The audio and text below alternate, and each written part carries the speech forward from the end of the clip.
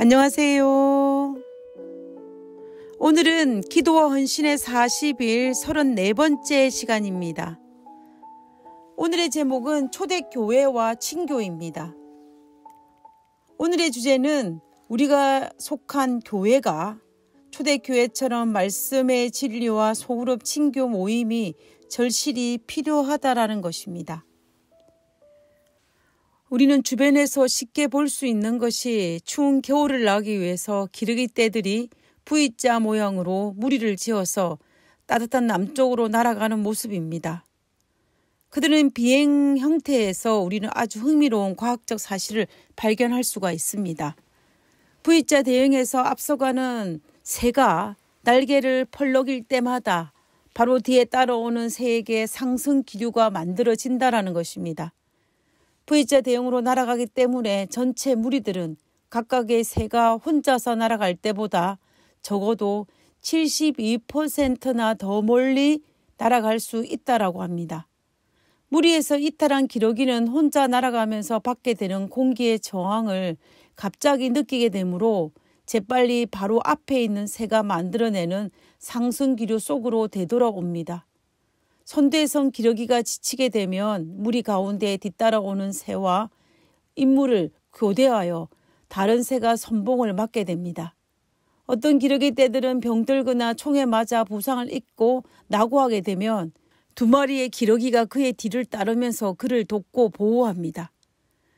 그들은 뒤떨어진 새가 날개짓을 계속하는 한 혹은 그가 죽을 때까지 그와 동행한다고 합니다.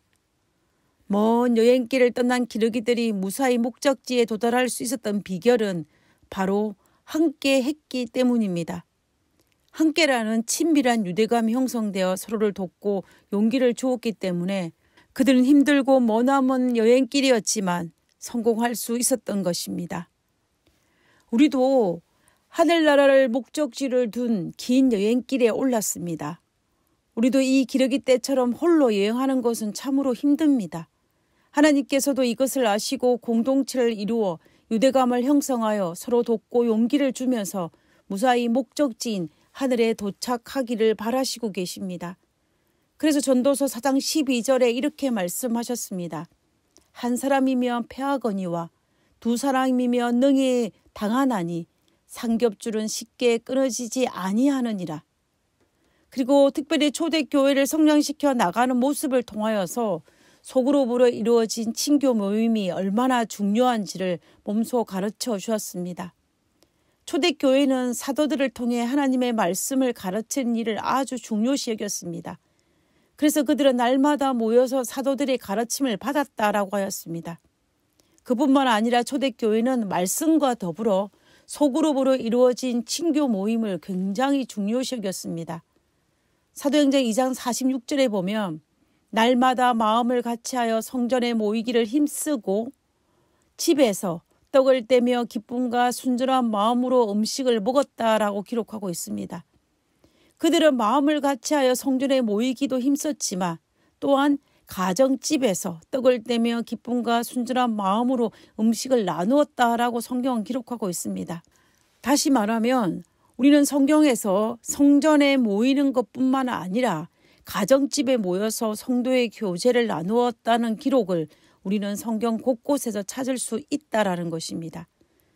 초대교회의 지도자들이었던 사도들은 3년 반 동안 예수님을 따라다니면서 예수님께서 모본으로 보여주셨던 소그룹으로 가정에서 이루어진 친교 모임을 나누는 것에는 아주 익숙해져 있었습니다. 초대교회가 얼마나 소그룹으로 친교가 활발히 이루어졌는지를 한번 살펴보도록 하겠습니다. 먼저 초대교회의 태동이 되었던 곳도 마가의 다락방에 모인 소그룹 모임이었습니다. 예수님께서 성천하신 이후에 그들은 마가의 다락방에 모였습니다.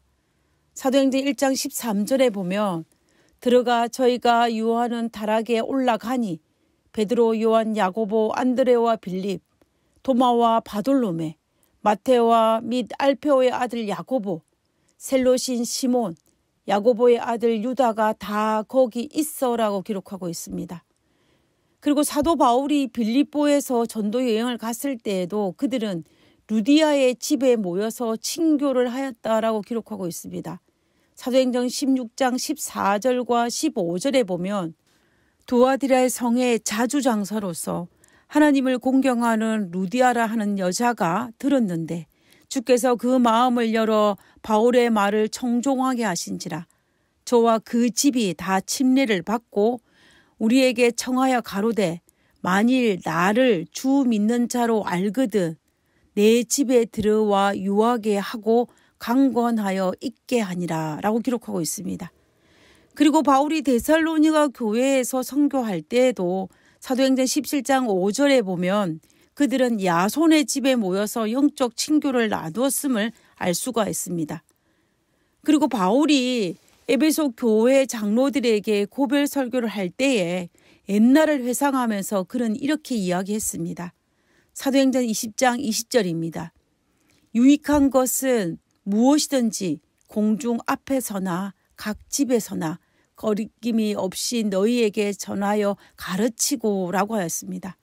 이 말의 의미는 바울이 유익한 것은 사람들, 대중들 앞에서나 즉 교회 앞에서 뿐만이 아니라 개인 가정집에서 소그룹 친교 모임에서도 말씀을 가르쳤던 것을 회상하고 있는 것입니다. 그리고 바울이 고린도 교회와 골로소 교회에 편지할 때도 보면 그 집에 있는 교회라는 말을 언급함을 통하여서 가정집에서 영적인 친교가 활발히 이루어졌음을 우리는 짐작할 수가 있습니다. 결국 우리는 예루살렘에서 시작된 초대교회뿐만이 아니라 바울이 개척한 초대교회에서도 대중이 모이는 기존의 교회뿐만 아니라 새로운 신자들을 양육하고 새로운 신자들이 교회에 정착하고 동화시키고 보살피기 위해서 소그룹으로 친교 모임이 활성하게 이루어졌음을 알 수가 있습니다. 이 결과 초대교회는 날마다 수천 명이 회심하여 교회로 들어왔지만 소그룹을 통하여서 교회 안에 잘 정착할 수 있었던 것입니다. 비록 초대교회가 핍박 가운데 있었지만 소그룹을 통해 양육과 선교를 통해 교회는 날마다 성장할 수 있었던 것입니다.